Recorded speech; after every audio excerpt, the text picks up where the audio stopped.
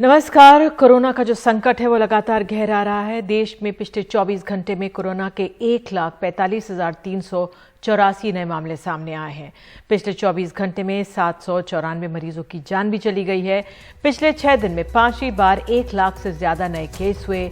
Active case 10 lakh पार हो चुके। 10,46,683 active case हैं और पिछले 24 घंटे में 34,000 अब कह सकते हैं 15,000 के 55 लोगों को टीकाकरण लगा है। अब तक 9,80,75,160 लोगों को टीकाकरण उनका हो चुका है।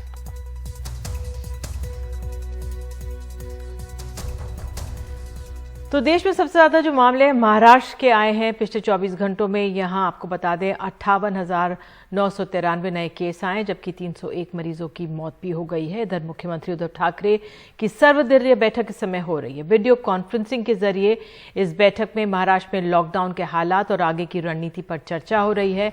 महाराष्ट्र में कल रात से आपको बता दें वीकेंड लॉकडाउन जो है वो लग चुका है, जो सोमवार सुबह तक चलेगा।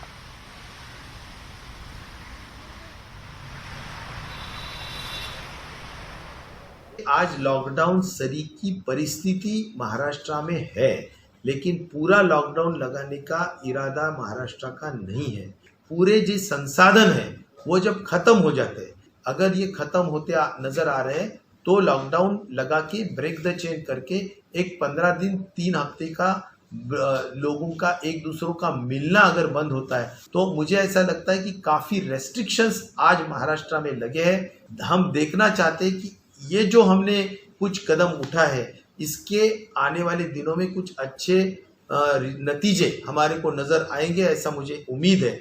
और हम बहुत आगे चले गए तो फिर ये सोचना ही पड़ेगा, तब हम जरूर सोचेंगे। माननीय मुख्यमंत्री जी इसके ऊपर निर्णय लेंगे। तो आपको बता दें मुंबई के मरीन ड्राइव से हमारी सहयोगी पूर्वा चिटनिस ने हालात का जायजा लिया है। महाराष्ट्र में वीकेंड लॉकडाउन शुरू हो चुका है और मुंबई की भी अगर बात करें तो मुंबई में भी इसको फॉलो किया जा रहा है। और जो वीकेंड लॉकडाउन है वो कल यानी शुक्रवार रात 8 बजे से लेकर सोमवार सुबह 7 बजे तक रहेगा। और मुंबई की भी अगर बात करें तो सड़कों पे बहुत ही कम गाड़ियां दिखने को नज़र आ रही है। जो लोग इस वीकेंड लॉकडाउन से एग्जेम्प्ट है, जिनको अलाउड है बाहर जाने को, वही गाड़ियां बाहर जा रही है। जगह जगह पे जो बड़े बड़े रोड्स है, जो इम्पोर्टेंट रोड्स है, वहाँ पे मुंबई पुलिस तैनात की गई है और हर एक गाड़ी को मुंबई पुलिस चेक करके ही आगे भेज रही है, ताकि जो लोग जिनको घर में रहना चाहिए वो लोग घर पे ही रहे। ये ऐसे सारे इंतज़ाम मुंबई में जगह जगह पे देखने को मिल रहे हैं। मुंबई पुलिस की सिक्योरिटी काफ़ी हद तक कड़क हो चुकी है और ये निर्बंध जो है, जो वीकेंड लॉकडाउन है, उसको देखते हुए अगर देखें तो बहुत ही कम गाड़ियां आपको आपको नज़र आएगी मुंबई की सड़कों पर। बीएमसी ने आज सारे प्राइवेट सेंटर्स को बंद करके रखा है और सिर्फ बीएमसी सेंटर्स में ही वैक्सीन मिलेगी। तो अगर वैक्सीन आ जाएंगे ज़्यादा तो सोमवार से प्राइवेट सेंटर्स भी चालू रहेंगे, लेकिन वीकेंड को प्राइवेट सेंटर्स पूरी तरह बंद रहेंगे। लेकिन जो लोग वैक्सीन लेने के लिए बाहर जाना चाहते हैं उनको अलाउड है कि वो बाहर जाके वैक्सीन ले सकते हैं। लेकिन आज शाम 5 बजे को बहुत ही अहम बैठक होने वाली है। मुख्यमंत्री सारे पार्टी लीडर्स के साथ बैठक करेंगे, तो वो चाहे विपक्ष के लीडर्स हो या गवर्नमेंट के लीडर्स हो, सबके साथ मिलके कि आगे का रास्ता क्या होना चाहिए उस पे एक बैठक होने वाली है। क्या ये ऐसे ही कड़क निर्बंध लगाने चाहिए कि पूरी तरह महाराष्ट्र में लॉकडाउन आना चाहिए, ये सारी बातें उस बैठक में डिस्कस हो जाएगी। लेकिन फ़िलहाल की अगर बात करें तो फ़िलहाल लॉकडाउन जारी है और मुंबई में, महाराष्ट्र में फ़िलहाल ये लॉकडाउन सोमवार सुबह 7 बजे तक जारी रहेगा। मुंबई से कैमरा पर्सन राजेंद्र दयालकर के साथ पूर्वा चिटनिस, एनडीटीवी इंडिया। तो महाराष्ट्र के अहमदनगर के केत गांव में चिंता खराब व्यवस्था को लेकर भी है। एक ही जगह पर टीकाकरण और आरटीपीसीआर टेस्ट हो रहा है और एक दिन में बस सिर्फ 100 टीके ही लगाए जा सकते हैं, जबकि लोगों को 3-3 घंटे गर्मी में कतार में खड़े होना पड़ रहा है। तो वहां के कलेक्टर हैं डॉक्टर राजेंद्र भोसले, उनसे बात की हमारे सहयोगी सोहित मिश्रा ने। अहमदनगर में गुरुवार रात की तस्वीरें पूरी तरह से जिस तरह से हमने देखा कि एक ही जगह पर किस तरह से एक एम्बुलेंस में 6 से ज़्यादा लाश लाई जा रही हैं, एक साथ कई सारे लाशों को जो कोविड पॉजिटिव हैं उसे जलाया जा रहा है, जिसके बाद प्रशासन को लेकर कई सारे सवाल उठ रहे थे। डॉक्टर राजेंद्र सर हैं हमारे साथ। Thank you so much sir. Collector sir, आप हमसे बातचीत कर रहे हैं। सर, सबसे पहला सवाल ये होगा कि आज सुबह से भी हमने देखा कि एक ही बूथ पर जो गवर्नमेंट हॉस्पिटल था वहाँ पर वैक्सीनेशन हो रहा है और कुछ 50 मीटर के अंतर पर RT-PCR टेस्ट हो रहा है, कोई भी डिवीज़न नहीं है। और ये भी पता चला कि RT-PCR टेस्ट की रिपोर्ट 7 से 8 दिन में आ रही है। ऐसे कई सारी दिक्कतें सर देखने मिली, क्या कहेंगे, क्या कुछ तैयारियां यहाँ पर हैं? देखो, वैक्सीनेशन के लिए जो है ओल्ड नर्सिंग जो कॉलेज है उसमें वहाँ पे वैक्सीनेशन हो रहा है। पहले जब ज़्यादा टेस्टिंग नहीं हो रही थी तब वैक्सीनेशन और टेस्टिंग एक जगह पे था, अभी सिविल सर्जन ने वो दूसरी जगह पे लेके गए हैं। जो RT-PCR टेस्टिंग के बारे में जो आपका कहना है कि 7 दिन लगते हैं, तो ऐसी बात नहीं है। पहले जो ये था ज़्यादा पेशेंट का लोड हुआ था, तब अभी जो RT-PCR मशीन था 96 वेल का है, उसके बारे में और एक मशीन लिया गया है। हमने आउटसोर्सिंग भी किया है और अभी 48 आवर्स में ये सब टेस्टिंग हो रहा है। टोटल पूरा ज़िले में पहले 1 से 1.5 हज़ार तक ही टेस्टिंग होता था। अभी जो पॉजिटिविटी रेट ज़्यादा है इसलिए हमने टेस्टिंग बढ़ाया है। अगर आप आंकड़े बताएं सर कि कितने बेड्स अवेलेबल हैं, या वैक्सीनेशन भी आज जहां हम गए थे उन्होंने बोला कि एक दिन में केवल 100 लोगों को वैक्सीन दिया जा रहा है। लोग 2 दिन, 3 दिन, 4 दिन, ये सब ऑन रिकॉर्ड है सर।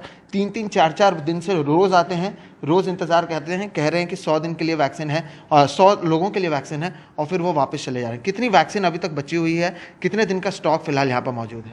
आज जो है हमारे पास में 15,000 वैक्सीन्स अवेलेबल है, 3 दिन तक का स्टॉक है।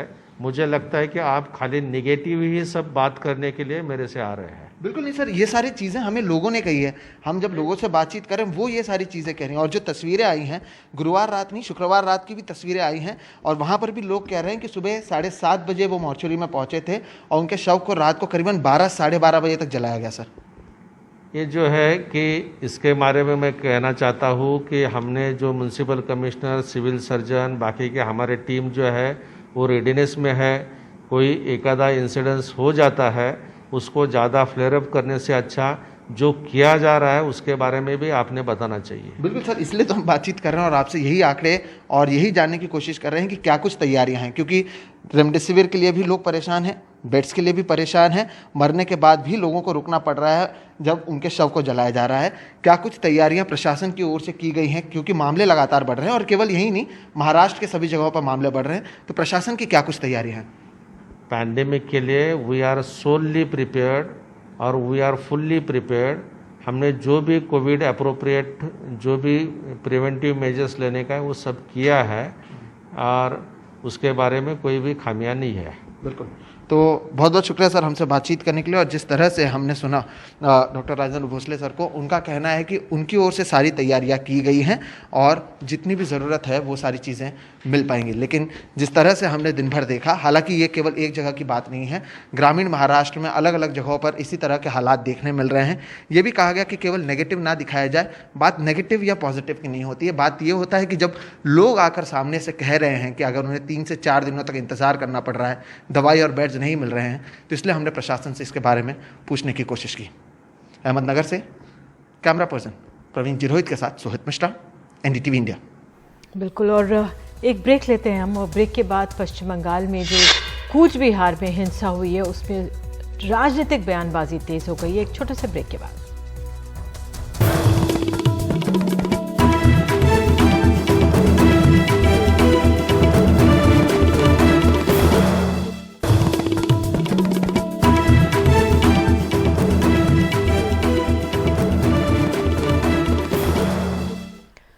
आज पश्चिम बंगाल विधानसभा चुनावों के चौथे चरण के लिए मतदान हुआ है। 5 जिलों की 44 सीटों के लिए वोट पड़े, लेकिन हिंसा इस चरण में देखने को मिली। यहाँ के कूच बिहार में जमकर हिंसा हुई है। कूच बिहार की सीतालकुची सीट के एक मतदान केंद्र पर बीजेपी और तृणमूल कार्यकर्ताओं के बीच झड़प हो गई।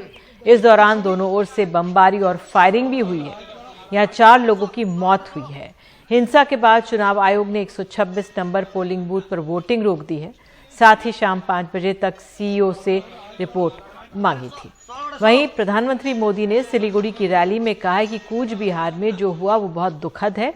ये दीदी और तृणमूल कांग्रेस के गुंडों की बौखलाहट है और हार देख रही दीदी स्तर पर उतर आई हैं। वहीं मुख्यमंत्री ममता बनर्जी ने गृह मंत्री अमित शाह पर साजिशकर्ता होने का आरोप लगाते हुए उनके इस्तीफे की मांग की है। ममता बनर्जी ने कहा है कि वे कूच बिहार जाएंगी। साथ ही टीएमसी कार्यकर्ता कल काली पट्टी बांधकर प्रदर्शन भी करेंगे।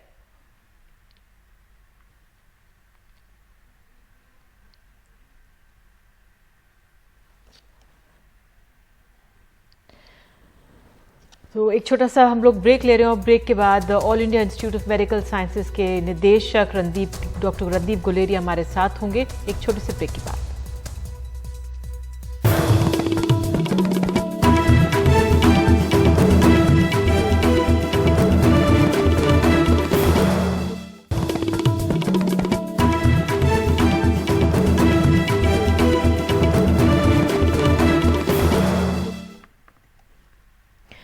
नमस्कार। कोरोना का संकट गहरा गया है। महाराष्ट्र में वीक एंड लॉकडाउन लग गया है तो अनेकों राज्यों में मिनी लॉकडाउन लागू करना पड़ गया है। महाराष्ट्र में हालात सबसे ज्यादा गंभीर हैं। अस्पताल, दवा और अब टीके की कमी देखी जा रही है। तो कैसे हालात पर काबू पाएंगे, हम सबके सामने एक बड़ी चुनौती है। देश में पिछले 24 घंटे में कोरोना के 1,45,384 नए मामले सामने आए हैं और पिछले 24 घंटे में 794 मरीजों की मौत भी हो गई है। पिछले 6 दिन में 5वीं बार 1 लाख से ज्यादा मामले सामने आए हैं। तो इस सब पर बात करने के लिए हमारे साथ all India institute of medical sciences के निदेशक डॉक्टर रणदीप गुलेरिया हैं। नमस्कार सर, बहुत बहुत धन्यवाद समय निकालने के लिए। सर, जो ये सेकेंड वेव है ये ज्यादा घातक क्यों नजर आ रही है? ये इसलिए लग रहा है क्योंकि 2-3 चीजें हैं। एक तो ये जो वेव आई है इसकी रेट ऑफ राइज जो हम कहें वो बहुत तेज है। पहली दफा अगर हम देखें तो हमारे केसेस जो बढ़े थे वो आस्ता आस्ता बढ़े थे, लोगों को कुछ समय मिला था तैयारी करने के लिए। इस दफा केसेस जो हैं उनकी जो राइज है वो बहुत रैपिडली हुआ है और इसलिए जो समय है वो कम है, इसलिए हमें वॉर फुटिंग पे काम करना पड़ेगा। दूसरा, जब पहली दफा केसेस इतने बड़े थे, जब हमारी डेली केसेस 1 लाख से ऊपर हो गए थे, तो हर जगह चिंता थी, लोगों में चिंता थी। लोगों ने कोविड अप्रोप्रिएट बिहेवियर और अच्छी तरह से निभाना शुरू किया, बाहर जाना बंद किया, पार्टीज कैंसिल हो गई, कई चीजें ऐसी हुई। अब हम देखते हैं कि हमारे 1.5 लाख तक रोज के केसेस पहुंचने वाले हैं, लेकिन हमारे यहाँ बाहर देखें तो किसी को कोई चिंता नहीं है। लोग कुछ हद तक डर कम हो गया है और ये उनको लगता है कि अब बहुत टाइम हो गया, अब हम और टाइम बंद नहीं रह सकते। लेकिन इसका जो सीधा इफेक्ट होगा वो हेल्थ केयर सिस्टम पे होगा, क्योंकि जैसे जैसे केसेस बढ़ेंगे प्रोपोर्शनली उतने ही लोग ज़्यादा बीमार होंगे और उतने ही लोगों को आईसीयू और वेंटिलेटर की ज़रूरत पड़ेगी और हमारा हेल्थ केयर सिस्टम जो है उसमें एकदम जो है इतना स्ट्रेन पड़ेगा कि उसको मैनेज करने में मुश्किल होगी। दूसरी चीज़ ये है कि ऑलरेडी हमारे यहाँ अभी नॉन कोविड केयर भी फुल स्विंग में है। ट्रॉमा भी आ रहा है, रोड साइड एक्सीडेंट्स भी हो रहे हैं और चीज़ें भी चल रही हैं। तो to suddenly divert your resources from non covid to covid in such a short span of time, ये भी एक बहुत चैलेंज होने वाला है। तो इसलिए इस दफ़ा जो केसेस आ रहे हैं और जिस टाइप का स्पाइक हम देख रहे हैं, इट इज़ मोर वरिंग। बिल्कुल। मैं आपसे, ये वायरस के वजह से है क्या? वायरस म्यूटेट कर गया है, यूके स्ट्रेन, ब्राजीलियन स्ट्रेन, ये सब बातें हैं, इसके कारण ये अचानक इतनी स्पाइक है, या लोगों के तरफ से जो एक तरह से लापरवाही सामने आ रही है उसकी वजह से? मेरा मानना है कि दोनों चीजें हैं। एक चीज ये है कि लोगों की तरफ से लापरवाही आई है। हमने मास्क लगाना बंद कर दिया, सोचा कि अब वैक्सीन आ गई है, केसेस कम हो गए, कोविड हमारे देश से खत्म हो गया है, और जो हम सख्ती कर रहे थे वो हमने सब छोड़ दी। पार्टीज होने शुरू हो गई, लोग इकट्ठा होने शुरू हो गए, मास्क लगाना बिल्कुल बंद हो गया। साथ में वायरस भी चेंज हो गया, वायरस भी म्यूटेट करके ऐसा म्यूटेंट आया जो ज़्यादा इन्फेक्शियस है। अगर एक कमरे में 20 लोग हैं, पुराने वाले वायरस में अगर एक व्यक्ति पॉजिटिव था तो वो सिर्फ 5-6 लोगों को ही इन्फेक्ट कर पा रहा था और लोग इन्फेक्ट नहीं हो रहे थे। अब जो वायरस आ रहा है उसमें अगर 20 लोग एक कमरे में बैठे हैं तो 20 के 20 इन्फेक्ट हो सकते हैं, क्योंकि वो ज़्यादा इन्फेक्शियस है, वो ज़्यादा जल्दी एक व्यक्ति से दूसरे व्यक्ति में को फैल जाता है। तो इसीलिए केसेस एकदम बढ़ रहे हैं। और ये दोनों चीज़ें जब साथ हुई हैं कि एक ज़्यादा इन्फेक्शियस वायरस जो है वो हमारे एनवायरनमेंट में आया और हमने भी ढील शुरू कर दी। तो दोनों चीज़ें जब साथ मिल गई तो एकदम केसेस बढ़ने शुरू हुए और कई राज्यों में यही हुआ है। सर, हम तो टीकाकरण के स्टेज पे पहुंच गए थे, टीकाकरण धीरे धीरे आगे बढ़ा रहे थे और सडनली हमारे पास रिपोर्ट्स आने पर लगी कि दवाइयों की कमी है, हॉस्पिटल में बेड्स की कमी है। तो जो ये हुआ, क्या वी वर नॉट, हम इसके लिए हम तैयार थे या हमने खुद इसको, हमने अपना इंफ्रास्ट्रक्चर इसको नजरअंदाज किया हमने? इसमें भी जैसे हमारे केसेस कम हुए और एक टाइम ऐसा था कि हमारे केसेस बहुत कम हो गए थे, तो बहुत हॉस्पिटल्स ने ये सोचना शुरू किया कि अब कोविड जो है नहीं आएगा, तो रेमडेसिविर की स्टॉक लोगों ने रखनी कम कर दी। बेड्स जो थे कोविड वाले वो नॉन कोविड में कन्वर्ट कर दिए और कई ऐसी चीज़ें की जो हम पहले नहीं कर रहे थे कोविड के दौरान में, जिससे हमने ये पूरी प्लानिंग कर ली कि अब कोविड खत्म हो गया, अब नॉन कोविड की तरफ हम ज़्यादा ध्यान दें। तो इसलिए जैसे हम रेमडेसिविर की बात कर रहे हैं, कोविड बेड्स की बात कर रहे हैं या कोविड केयर सेंटर्स की बात कर रहे हैं, वो सब जो थी कुछ हद तक चीजें डिसमेंटल हो गई। एक समय था जब हमारे कोविड केयर सेंटर्स ज्यादा थे, होटल्स को भी हमने कोविड केयर सेंटर बना दिया था। रेलवे कोचेस, अब जो स्थिति है पिछले 4-5 दिन से, अगर मैं पहले टीकाकरण को लेके पूछूं तो वैक्सीनेशन में कमी क्यों आई है? कई राज्य कह रहे हैं, हम पहले अगर महाराष्ट्र की बात कर रहे हैं, लेकिन महाराष्ट्र के साथ अलावा कई और राज्य वो कह रहे हैं कि हमें टीका ही नहीं मिल रहा है। हमारे पास दिल्ली के पास गाजियाबाद, नोएडा, यहां पर तक सेंटर्स बंद हैं। तो वैक्सीन के सप्लाई और डिमांड का इशू है। अगर हम पहले देखें तो जो कैलकुलेशन था वैक्सीन का, उस पॉइंट ऑफ व्यू से अगर हम देखें तो distribution was done depending on कितनी डिमांड है और वहां पे कितने लोग हैं 45 उम्र से ज्यादा जिनको वैक्सीन की जरूरत है। सप्लाई की कमी नहीं है, लेकिन ऐसा होता है कि कई जगह है जहां पे वैक्सीन डिमांड कम है, वैक्सीन हेजिटेंसी है, और अब कई जगह ऐसी आ गई है जहां पे वैक्सीन ईगरनेस हो गई है, क्योंकि कोविड के केसेस को देख के लोगों में एकदम डर आ गया और उनका कि हम जल्दी से जल्दी वैक्सीन लगाएं। तो जहां वैक्सीन सेंटर में 50 लोग आ रहे थे वहां 200 लोग आने लग गए और इसलिए जो सप्लाई चेन था उसमें एकदम अनएक्सपेक्टेड डिमांड ज्यादा होगी और सप्लाई जो था उस एरिया में कम हो गया। ठीक है, नहीं आपका ये लॉजिक सही है सर, लेकिन जैसे महाराष्ट्र के 120 वैक्सीनेशन सेंटर्स है, 70 बंद कर दिए गए वहां पर, तो वो शुरू होने में कितने दिन लगेंगे? क्योंकि ये तो 1 घंटे का काम है, ठीक है, बंद कर दिए 70, तो उसको कितने दिन लगेंगे शुरू होने में? मुझे लगता है कि कुछ दिनों में, 1-2 दिन में ये शुरू हो जाने चाहिए, क्योंकि आपको डिस्ट्रीब्यूशन ही अपना ठीक करना है जी। कुछ ऐसे एरियाज हैं जहां पे वैक्सीन सरप्लस में है, क्योंकि वहां पे अभी इतनी डिमांड नहीं है, वहीं से वैक्सीन आप लिफ्ट करके दूसरी जगह ला सकते हैं जहां पे ईगरनेस है। तो इसको बैलेंस करने में ज्यादा टाइम नहीं लगना चाहिए और वैक्सीनेशन जो है, रेगुलरली वैक्सीन सप्लाई जो है, रोज वैक्सीन बन रही है, कंपनीज बना रही हैं, रोज गवर्नमेंट को डिलीवर हो रही हैं, तो on a regular basis supply will be maintain. I think it is only being able to adjust the demand versus supply. Sir, आप सरकार को क्या एडवाइस करेंगे? क्योंकि हमारा एक दायित्व होता है कि जो हमारे पड़ोसी राज्य हैं उनको भी वैक्सीन दें, लेकिन इस समय जब हमारे यहाँ कमी हो रही है कई राज्यों से रिपोर्ट, तो क्या इस समय सुझाव क्या देंगे आप सरकार को? तो 2-3 चीजें हैं। सबसे पहली चीज ये है कि वैक्सीन जहां जहां डिमांड है वहां पे इक्विटेबली डिस्ट्रीब्यूट होनी चाहिए, लेकिन वैक्सीन एक सोल्यूशन नहीं है। अगर हम सब लोगों को आज भी वैक्सीन लगाएंगे तो उनको कोविड से जो बचाव मिलेगा वो तो 6 हफ्ते बाद मिलेगा। 2 डोज लगाने पड़ेंगे, एक महीने के अंतर पे, उसके 2 हफ्ते बाद आपको इम्यूनिटी आएगी। इसलिए वैक्सीन एक हमारे पास हथियार है, लेकिन वैक्सीन अकेला हथियार नहीं है। उसके अलावा अभी जिस चीज पे हमें जोर देना चाहिए वो कोविड अप्रोप्रिएट बिहेवियर है, टेस्टिंग, ट्रैकिंग, आइसोलेशन है, स्ट्रिक्ट सर्वेलेंस की जरूरत है, क्राउड्स नहीं हो ये जरूरत है, क्योंकि तभी हमारे केसेस कम होंगे। बिल्कुल सर, लेकिन बिल्कुल आप सही कह रहे हैं, लेकिन एक दवाई रेमडेसिविर उसकी कमी है। अब आपके पास भी रिपोर्ट्स आ रही होंगी कई शहरों में, क्योंकि उपचार में काम आती है, अब इस दवाई की भी कमी है, तो इसको कैसे समझें? दवाई की जो कमी है वो अगेन जैसे मैंने कहा सप्लाई डिमांड का इशू है, क्योंकि जब हमारे केसेस कम हो गए थे, दवाई के ऑर्डर्स कम हो गए तो बनने कम हो गए।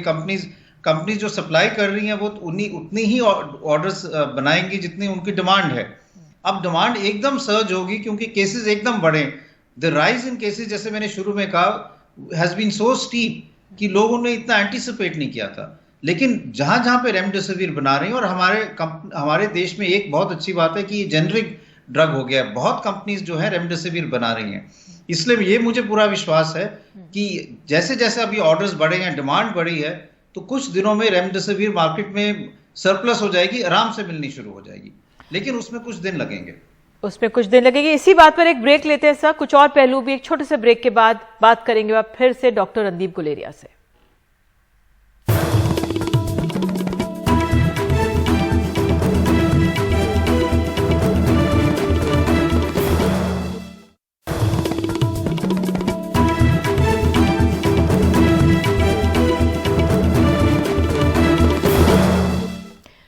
डॉक्टर रणदीप गुलेरिया हमारे साथ हैं। सर, जो दिल्ली का आंकड़ा है कि 24 घंटे में 10% पॉजिटिविटी रेट है, ये तो बहुत ही परेशान करने वाला आंकड़ा है। बिल्कुल, ये एक वरिंग नंबर है, क्योंकि इसका मतलब हमारा पॉजिटिविटी रेट बहुत ज़्यादा बढ़ गया है, बहुत ज़्यादा लोग पॉजिटिव हो रहे हैं, और इसलिए हमें टेस्टिंग, ट्रैकिंग, आइसोलेशन जो है इस पे पूरा जोर देना पड़ेगा। देखना पड़ेगा कहाँ पे केसेस बढ़ रहे हैं, वहाँ पे कंटेनमेंट जोन्स बनाने पड़ेंगे, वहाँ से जो पॉजिटिव लोग हैं उनको बाहर नहीं आने देना पड़ेगा, उन पे पूरी नज़र रखनी पड़ेगी, और वहाँ पे टेस्टिंग एकदम बढ़ाने की ज़रूरत है, जिससे हमारा पॉजिटिव रेट कम हो। 10% पॉजिटिव रेट बहुत ज़्यादा है। बिल्कुल, जो ASAP क्या करना है सरकारों को, क्या आपने जो ये कोई वैज्ञानिक आंकलन है कि ये वाली फेज जो है कब तक रहेगी? तो ये वाली फेज जो है इस बात पे निर्भर करता है कि हम कितना सख्ती से कोविड अप्रोप्रिएट बिहेवियर निभाएं। अगर हम ढील रखेंगे तो ये वाली फेज 4-6 हफ्ते भी रह सकती है, 2 महीने भी रह सकती है, लेकिन अगर हम स्ट्रिक्ट रहें, वायरस को आगे फैलने ना दें, कोविड अप्रोप्रिएट बिहेवियर रखें, क्राउड्स ना बनने दें, बाहर बिल्कुल सख्ती रखें जिससे लोग इन्फेक्शन ना फैला पाएं। एक परिवार में किसी को कोविड हुआ तो सारे के सारे अपने आप को अंदर ही रखें, आइसोलेट करें, तो इन्फेक्शन फैलने से रुक सकता है। जी सर, महाराष्ट्र सरकार के मुख्यमंत्री इस समय बैठक कर रहे हैं। दिल्ली का भी आपने रेट देखा, पॉजिटिविटी रेट, क्या सुझाव आप देंगे सरकारों को? मैं यही कहूंगा कि हमें बहुत सख्ती करनी पड़ेगी, क्योंकि जो हम कह रहे हैं कोविड अप्रोप्रिएट बिहेवियर, वो अब लोगों में उसको निभाने की मंशा नहीं लग रही, तो ज्यादा सख्ती करने की जरूरत है, कंटेनमेंट जोन्स बनाने की जरूरत है, ज़्यादा सर्वेलेंस की ज़रूरत है। जो हमारी पुरानी नीति थी, टेस्टिंग, ट्रैकिंग, ट्रीटिंग, आइसोलेशन, वो हमें बहुत रेगुलरली और सख्ती से करनी पड़ेगी, तभी हमारे केसेस कम होंगे, क्योंकि जो वायरस है वो बहुत तेज़ी से फैल रहा है और हम उस पेस पे काम नहीं कर पा रहे जिससे हम इसको कम कर पाए। सर, रैलीज, मेले सब हो रहे हैं और ऐसे में जो ये परिस्थिति आ गई है, अंत में आप क्या कहेंगे हमारे प्रशासन को, सरकार को? तो मैं यही कहने की कोशिश कर रहा हूं कि चाहे हम रैलीज की बात करें, क्राउड्स की बात करें, पार्टीज की बात करें, या जो बाहर मार्केट में भीड़ लगती है, इस सब को हमें रोकना पड़ेगा, क्योंकि हमें ये पता है कि ये जो वायरस है ये एसिम्प्टोमेटिक स्प्रेड भी करता है। कई लोग ऐसे हैं जिनको पता ही नहीं है कि उनको ये इन्फेक्शन है और वो पॉजिटिव आते हैं। हम कई लोगों को देखते हैं जो टेस्ट कराते हैं क्योंकि उन्होंने बाहर जाना है, दिल्ली से बाहर जाना है, लेकिन जब वो अपना टेस्ट कराते हैं वो पॉजिटिव निकलते हैं और वो कई लोगों को इन्फेक्शन दे देते हैं। तो जब तक हम इस चेन ऑफ ट्रांसमिशन को नहीं रोक पाएंगे, तब तक हम केसेस को नहीं कम कर पाएंगे। बहुत बहुत धन्यवाद डॉक्टर गुलेरिया जुड़ने के लिए। और डॉक्टर साहब को हमें रियली सुनना चाहिए, उनका यही कहना है कि जो इस बार की जो सेकेंड वेव आई है, इस बार वायरस जो है और भी घातक है और हमें अपनी सहायता खुद करनी है, मास्क और दूरी जरूर बना के रखें। बहरहाल इसी के साथ अभी के लिए इतना ही। NDTV इंडिया पे खबरों का सिलसिला जारी रहेगा। नमस्कार।